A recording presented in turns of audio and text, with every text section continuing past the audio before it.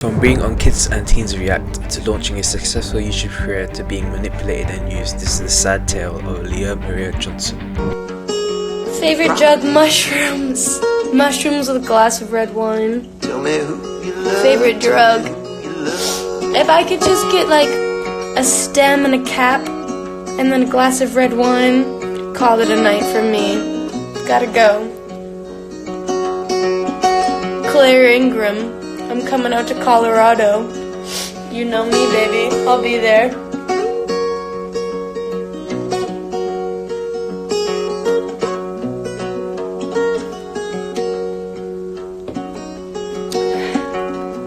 This boy came in and he stole my wax. Hookah, soda cracker, does your mama chew tobacco if your mama chews tobacco? Fuck him!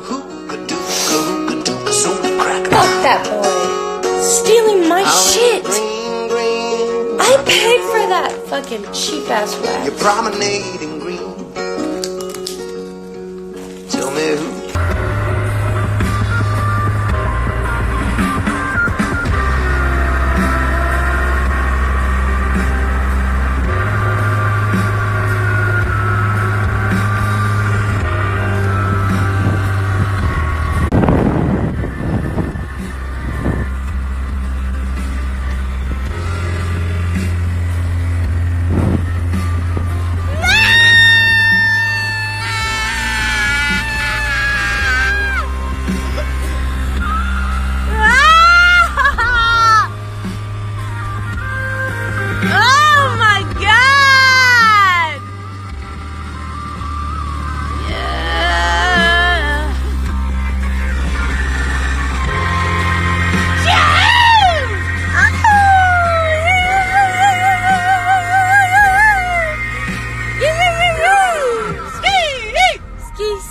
Ski.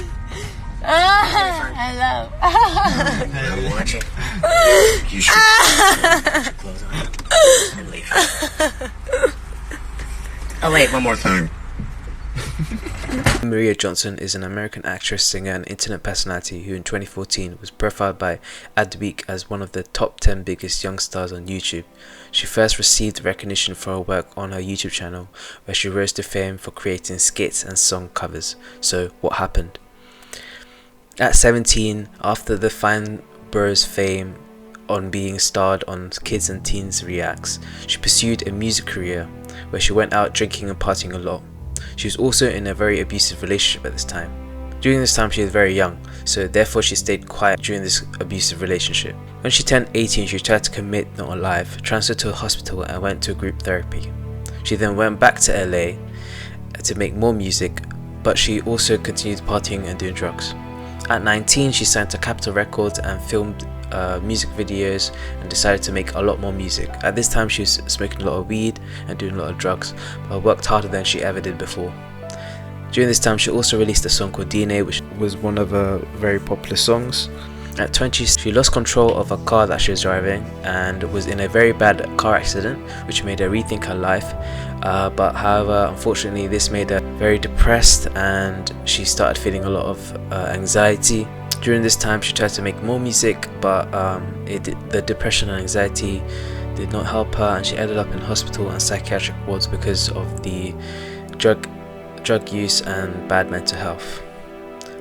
This then led into a drug-induced psychosis, where basically her reality warped and she started hallucinating and hearing voices. At 21, she got out of rehab in San Diego, relocated to San Diego Beach. She relapsed and fell in love with another abusive ex who took her money and anger out on her. This drove her to call the police, but she was too scared to call charges on him. Capitol Records dropped her at this time. 2019, she was at the deep end.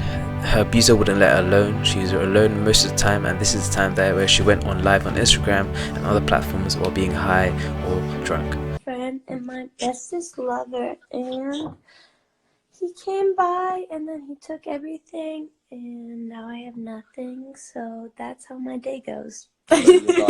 You broke up with your boyfriend or something? No, my boyfriend broke up with me. And then he came and took all like the stuff out the house. And then he took all of his things.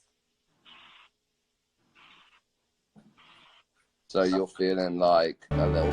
People thought that she was held hostage and got into trouble with the police and went to prison at this time. She tried to get sober and Moonflower was released at this time.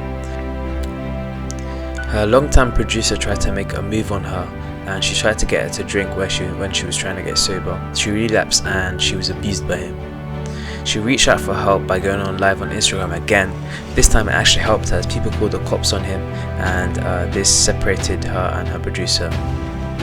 At this period of time she lived like a nomad from hotel to hotel, from bed to bed, from friend to friend. In January 2020 she met someone who helped her. She stopped using drugs and went to hospital.